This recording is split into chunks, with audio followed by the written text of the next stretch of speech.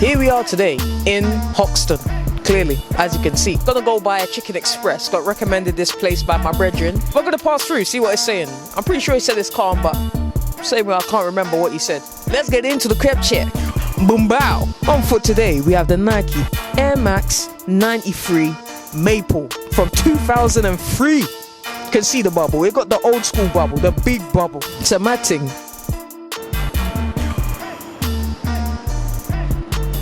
Well, getting into the chips. The chips individually, they were not saying too much. Potato content wasn't all there. Absorption was pretty blessed. Some of them were a bit crispy, others were just a bit dry. And obviously with no filling, well, there was filling. There was a little bit of potato, but the bear them were hollow. Obviously you can see the squirrel as well was enjoying 1-2 chips. Large up my man. Yeah, the chips overall, I'd have to give them a 3.5. The portion was good though. Because of the portion and it being that many chips, overall, it was aight. The wings, pretty well seasoned, but seasoned was something kind of funky. There was a funky twang here once again, and it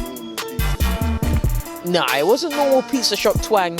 That one feels almost like it's more in the oil.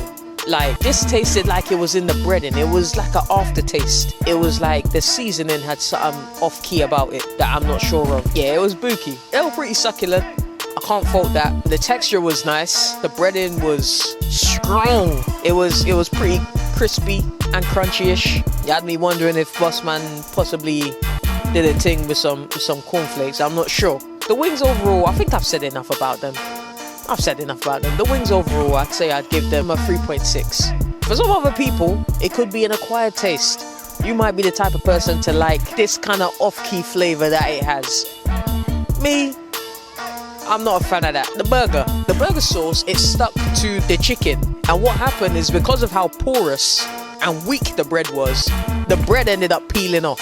This is why I need to toast your stuff, people. Boss man, if you toasted it, this wouldn't be happening. When you get into the flavors, I was surprised again because it looked pale, it looked flavorless. But instead, the chicken itself was just succulent. It's a type of chicken that it had enough done to it.